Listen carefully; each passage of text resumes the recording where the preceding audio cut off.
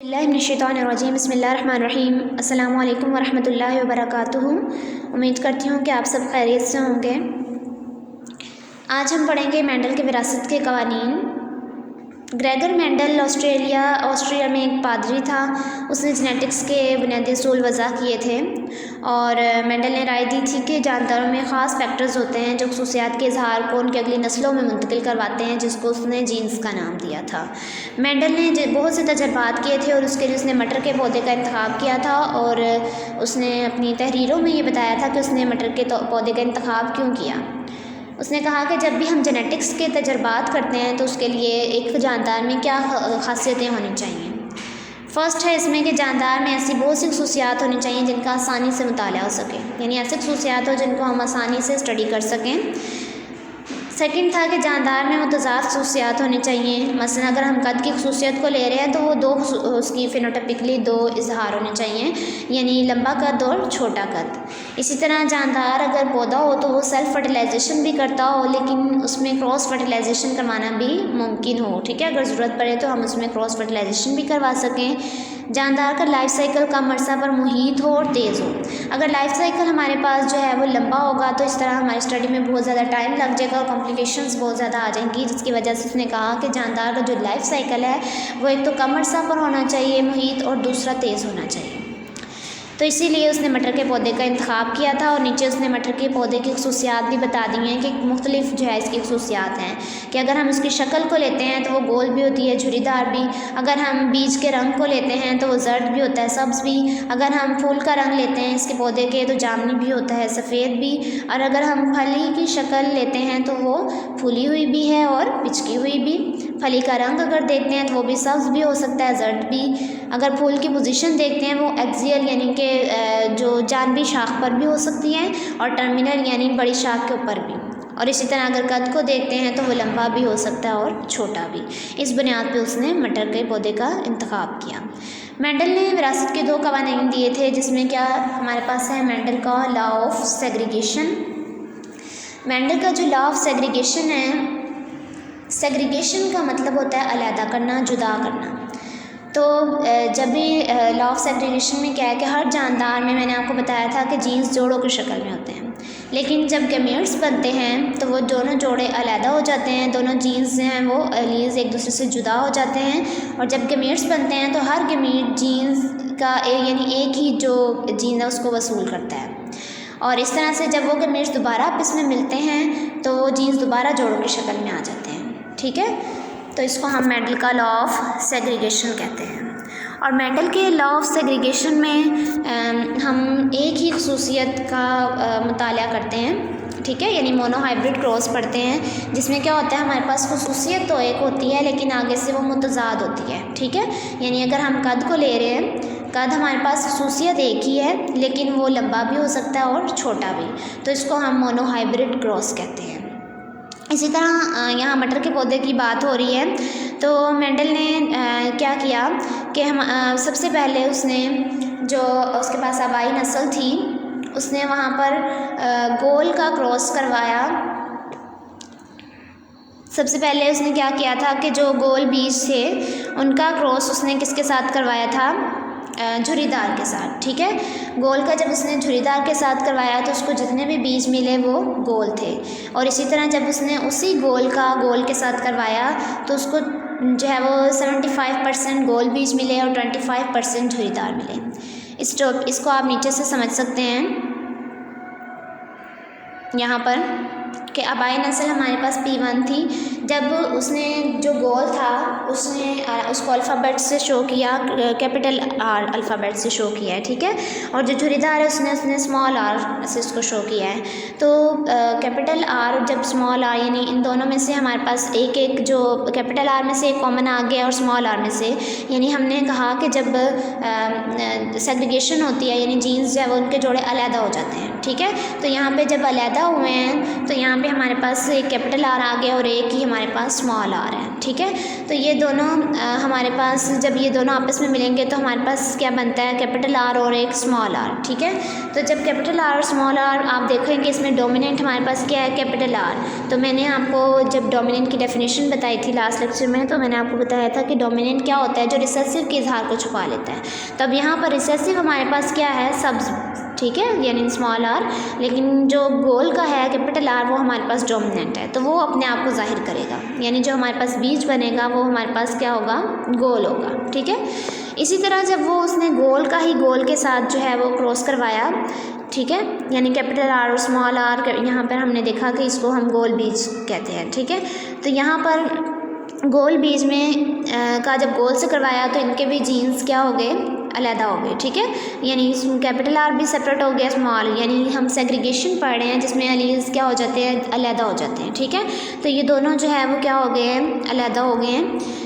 उसके बाद यहाँ पर हम इसको एक पुनिश का मुरब्बा होता है जिसमें हम नस्ल कशी करते हैं, ठीक है। उसके अंदर हम इनको शो करेंगे कि एक को हम जो है वो ऊपर लिख लेंगे और एक को साइड पे लिख लेंगे।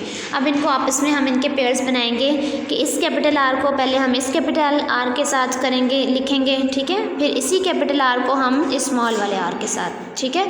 नेक्स्ट हम क्या करेंगे, जो कैपिटल आर है, जो स्मॉल आर है हमारे पास, उसको हम इस कैपिटल आर के साथ और फिर स्मॉल आर को ही हम इस क्या करेंगे, स्मॉल आर के साथ जो है वो लिखेंगे, ठीक है। आप नीचे भी इसमें देख सकते हैं कि जब हमने कैपिटल आर को कैपिटल आर से किया तो हमारे पास दो कैपिटल आर आ गए। इसको इस आर को जब इससे किया तो हमारे पास एक आर कैपिटल और एक स्मॉल आर है।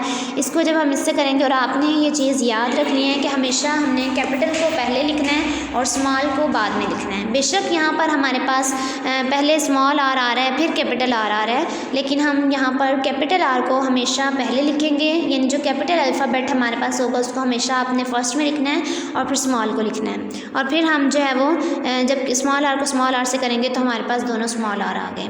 अब हम इसमें देखेंगे कि हमारे पास गोल बीज कितने बन रहे हैं और झुरीदार। आप देखें, अगर फर्स्ट को हम देखें तो दोनों हमारे पास क्या हैं, कैपिटल आर है, मीन्स के यहाँ पर गोल कैपिटल आर डोमिनेंट है, मीन्स के यहाँ के बीज क्या होंगे, गोल। इसी तरह अगर हम नेक्स्ट देखें तो इसमें भी हमारे पास डोमिनेंट क्या है, कैपिटल आर यानी गोल, ठीक है। तो ये भी हमारे पास क्या होगा, गोल बीज। अगर थर्ड में हम देखें तो यहाँ पे भी हमारे पास कैपिटल आर है जो कि डोमिनेंट है, जिसकी वजह से बीज क्या है, हमारे पास गोल है। अगर फोर्थ में हम देखें तो यहाँ हमारे पास दोनों स्मॉल आर है, यानी रिसेसिव है दोनों, ठीक है। यहाँ पे कुछ भी डोमिनेंट नहीं है, तो इसलिए ये बीज हमारे पास क्या होगा, झुरीदार, ठीक है। तो इस तरह जो है वो हमें 75% जो है वो मिले हैं गोल बीज और 25% जो है झुरीदार। यहाँ पर मैं जो है लॉ ऑफ सेग्रीगेशन की डेफिनेशन हाईलाइट कर रही हूँ। हर जानदार में जीन्स जोड़ों की शक्ल में होते हैं, ठीक है। हमने पढ़ा जब कैपिटल आर जो है दोनों जोड़ों में थे और स्मॉल आर। गमीट बनते दौरान हर जोड़े के दोनों जीन्स एक दूसरे से जुदा हो जाते हैं, ठीक है। मैंने ऊपर आपको डायग्राम में बताया कि दोनों किस तरह से जुदा हो रहे हैं। हर गमीट जोड़े का एक ही जीन वसूल करता है, ठीक है। यानी अगर यहाँ पर जो है दोनों जोड़ों की शक्ल में थे, जब गमीट बनते हैं तो हर जो गमीट है वो एक ये वसूल करेगा और एक ये वसूल करेगा, ठीक है। और जब नर और मादा जानदारों के गमीट्स आपस में मिलते हैं तो नतीजे में बनने वाले जानदार में जीन्स जो है वो दोबारा जोड़ों की शक्ल में आ जाते हैं। इन नताइज को हम क्या कहते हैं, लॉ ऑफ सेग्रीगेशन, ठीक है। नेक्स्ट हमारे पास जो है मेंडल का लॉ है, वो मेंडल का लॉ ऑफ इंडिपेंडेंट असॉर्टमेंट है। लॉ ऑफ सेग्रीगेशन में हमने एक खसूसियत का मुताला किया था, उसे हमने मोनोहाइब्रिड क्रॉस का नाम दिया था। लेकिन यहाँ पर हम क्या करते हैं, डाई हाइब्रिड यानी कि दो खसूसियात का मुताला करेंगे। वहाँ पे हमने कद लिया था और कद की आगे से मतज़ाद ली थी कि लंबा और छोटा। यहाँ हम साथ में रंग भी लेंगे, ठीक है। तो ऐसे एक ही वक्त में दो मतज़ाद खसूसियात का मुताला जो है वो उस तरह के क्रॉसेस को हम क्या कहते हैं, dihybrid cross. Dihybrid cross में हमने क्या किया है कि हम दो यानी हम ले रहे हैं खसूसियात। एक हमने लिया है गोल, एक तो हमने बीज लिया है जो गोल है और उसका रंग क्या है, जर्द। दूसरा हमने बीज लिया है जो सब्ज़ है और उसका झुर्रीदार है, ठीक है। तो गोल को मैं आपको पहले भी बता चुकी हूँ कि कैपिटल R से हम इसको शो करते हैं। इसी तरह हम जर्द बीज को करते हैं कैपिटल Y से शो। और अगर झुर्रीदार को देखा जाए और सब्ज़ को, तो झुर्रीदार को लास्ट जो टॉपिक था उसमें मैंने आपको बताया कि हम स्मॉल r से शो करते हैं और सब्ज़ को हम स्मॉल y से शो करते हैं, ठीक है।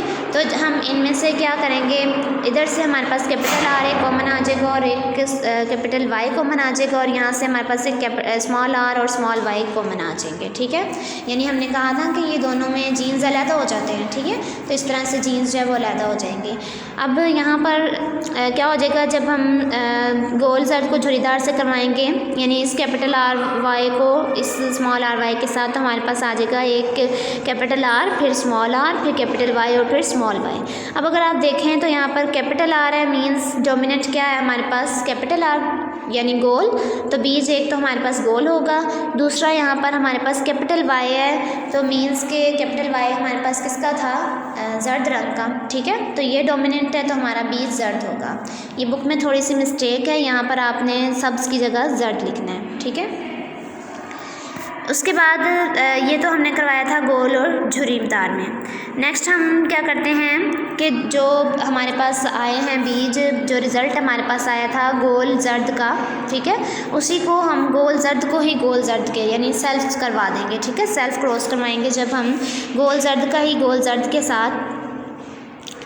तो हमारे पास आप देखें गोल जर्द का गोल जर्द के साथ करवाएंगे तो हमारे पास क्या आ जाएगा, कैपिटल R को पहले हम किसके साथ लिखेंगे, इन दोनों का जब करवाएंगे तो इधर से हम कैपिटल R को पहले कैपिटल Y के साथ लिखेंगे, फिर हम क्या करेंगे, कैपिटल R को ही स्मॉल y के साथ लिखेंगे, ठीक है।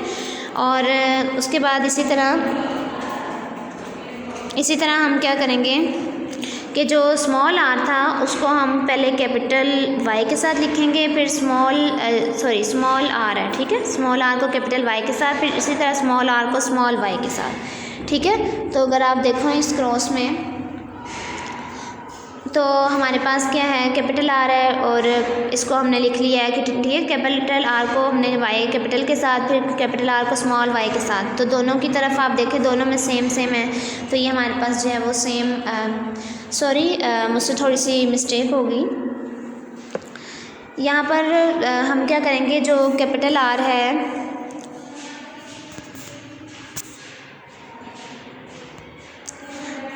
अच्छा, यहाँ पर हमने देखा कि दोनों साइड पे सेम, यानी दोनों साइड पे गोल जर्द थे, तो जो हमारे पास रिज़ल्ट आया वो आपके सामने है, ठीक है। अब हम इसको पुनेट स्क्वायर के अंदर रख लेंगे, जो पुनेट का मुरब्बा था, कि एक जो हमारे पास ये वाली है इसको हम ऊपर रख देंगे और इसको हम साइड पे ले जाएंगे, ठीक है। और अब इनको हम आपस में जो है वो इनका मतलब लिखेंगे कि किस तरह लिखना है। पहले हम इस RY को इन सब के साथ जो है वो लिखेंगे, यानी कैपिटल R है तो कैपिटल R आ जाएगा और साथ में कैपिटल Y और कैपिटल Y। फिर इसी तरह इसको जब हम इससे करेंगे तो हमारे पास कैपिटल दोनों R आ जाएंगे, एक हमारे पास कैपिटल Y और स्मॉल y आएगा। इसी तरह जब हम इसको इसके साथ करेंगे तो हमारे पास capital R, small r, capital Y और स्मॉल यानी कैपिटल Y आ जाएगा। उसके बाद जब हम इसी का क्रॉस हम स्मॉल r के Y के साथ करवाएंगे तो हमारे पास एक कैपिटल R और एक स्मॉल r आएगा और फिर हमारे पास कैपिटल Y और एक स्मॉल y आएगा, ठीक है। उसके बाद अगर नेक्स्ट रो में आप देखें तो हम इसको इन सब के साथ मल्टीप्लाई इन सब के साथ लिखेंगे, ठीक है। थर्ड स्टेप में फिर हम इसको इन सब के साथ लिखेंगे, फोर्थ में हम इसको इन सब के साथ लिखेंगे, ठीक है। तो ये रिज़ल्ट आपके सामने यहाँ पर बना हुआ है। तो अगर हम यहाँ पे फर्स्ट में देखें तो हमारे पास कैपिटल R है और कैपिटल ही Y है, मीन्स के गोल भी हमारे पास डोमिनेंट है और जर्द भी, तो हमारा बीच गोल और जर्द है। इसी तरह यहाँ भी हमारे पास दोनों कौन से हैं, कैपिटल R और कैपिटल Y डोमिनेंट है तो बीज गोल और जर्द होगा। इसी तरह कैपिटल R और हमारे पास कैपिटल Y है, यहाँ पे भी बीज गोल और जर्द होगा। नेक्स्ट में भी गोल और जर्द है, ठीक है। उसके बाद उससे नेक्स्ट में भी कैपिटल R और कैपिटल Y है, ठीक है। तो यहाँ पर भी हमारे पास डोमिनेंट गोल और जर्द है। इसी तरह नेक्स्ट में अगर हम देखें तो हमारे पास क्या है, कैपिटल R यानी कि बीज हमारा गोल है लेकिन हमारे पास स्मॉल वाई है, ठीक है। तो स्मॉल वाई की वजह से वो साथ हमारे पास रिसेसिव है, मीन्स कि उसका रंग क्या होता है यहाँ पर सब्ज, ठीक है। फिर नेक्स्ट में भी कैपिटल आर हमारे पास जो है वो गोल का है और कैपिटल वाई जर्द का है, तो ये डोमिनेंट है, तो ये गोल और जर्द हैं। इसी तरह नेक्स्ट में भी कैपिटल आर हमारे पास जो है वो जर्द का गोल का है और स्मॉल वाई दोनों हमारे पास किसके हैं, सब्ज रंग के, ठीक है। नेक्स्ट में भी अगर आप देखें कैपिटल आर और कैपिटल वाई हमारे पास गोल और जर्द हैं, फिर कैपिटल आर और कैपिटल वाई गोल और जर्द है। इसमें हमारे पास स्मॉल आर है, स्मॉल आर का मीन्स झुरीदार है बीज, और कैपिटल वाई का मीन मतलब क्या है, हमारे पास बीज जर्द है, ठीक है। इसी तरह नेक्स्ट में हमारे पास स्मॉल आर है, मीन्स के बीज क्या है, झुरीदार है, लेकिन साथ में कैपिटल वाई हमारे पास डोमिनेंट है, तो मीन्स के जो बीज का रंग है वो जर्द है। उसके बाद नेक्स्ट में अगर हम देखें तो कैपिटल आर हमारे पास डोमिनेंट है और कैपिटल वाई वही दोबारा से हमारे पास गोल और जर्द आ जाएगा। नेक्स्ट में अगर हम देखें तो कैपिटल आर है हमारे पास और स्मॉल वाई है। कैपिटल आर का मतलब हमारे पास बीज जो है वो गोल है, लेकिन स्मॉल वाई रिसेसिव हमारे पास क्या है, सब्ज है। इसी तरह यहाँ पर हमारे पास स्मॉल आर और कैपिटल वाई है, मीन्स कि स्मॉल आर हमारे पास झुरीदार है और कैपिटल वाई हमारे पास क्या है, जर्द है। अगर हम इसमें लास्ट में देखें यहाँ पे हमारे पास स्मॉल आर यानी कि बीज जो है वो क्या है, हमारे पास झुरीदार है और स्मॉल वाई साथ में ग्रीन कलर का है, ठीक है। तो इस तरह से हमारे पास रिज़ल्ट आ जाएगा जो वो हमारे पास क्या होगा कि जो यहाँ पे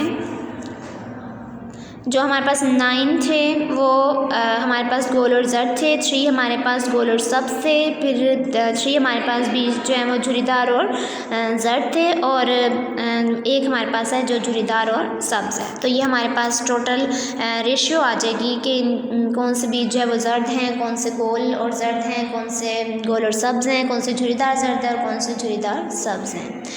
यहाँ पर पुनेट स्क्वायर का, पुनेट के मुरब्बे का मैंने ऊपर जिक्र किया था, तो यहाँ पुनेट के मुरब्बे की डेफिनेशन है। पुनेट का मुरब्बा इस डायग्राम में जो नस्ल कशी के तजर्बात या मखसूस क्रॉस के नतीजे का अंदाज़ा लगाने के लिए इस्तेमाल की जाती है, ठीक है। और इसे एक साइंटिस्ट आर.सी. पुनेट था, उसके नाम से जो है वो मंसूब किया जाता है। और क्या किया जाता है कि इसमें आबाई जानदार के जो जेनेटिक सेटअप वाले गैमेट्स हैं वो मालूम किए जाते हैं। फिर चेकर बोर्ड में एक आबाई जानदार के तमाम गैमेट्स का क्रॉस दूसरे जानदार के गैमेट्स से जो है वो बनाया जाता है। उसके बाद हमारे पास मेंडल का लॉ ऑफ इंडिपेंडेंट असॉर्टमेंट की यहाँ पर डेफिनेशन है कि मियोसिस के दौरान जीन्स के एक जोड़े के एलील्स की सेग्रीगेशन जीन्स के दूसरे जोड़े के एलील्स की सेग्रीगेशन से आज़ादाना होती है। यानी एलील्स जब जुदा होते हैं एक दूसरे से, तो उसने कहा है कि इन दोनों की जो सेग्रीगेशन है, जो ये जुदा हो रहे हैं, ये दोनों क्या होते हैं, एक दूसरे से आज़ादाना होते हैं। उम्मीद करती हूँ कि आज का टॉपिक, आज का लेक्चर आपको अच्छे से समझ आ गया होगा। मेंडल के दोनों लॉज, मेंडल का लॉ ऑफ सेग्रीगेशन और मेंडल का law of independent assortment is very important topic, और बोर्ड के अकॉर्डिंग भी बहुत ज़्यादा इंपॉर्टेंट हैं। आपने इनको अच्छे तरीके से समझना है और जो है वो तैयार करना है। Thank you.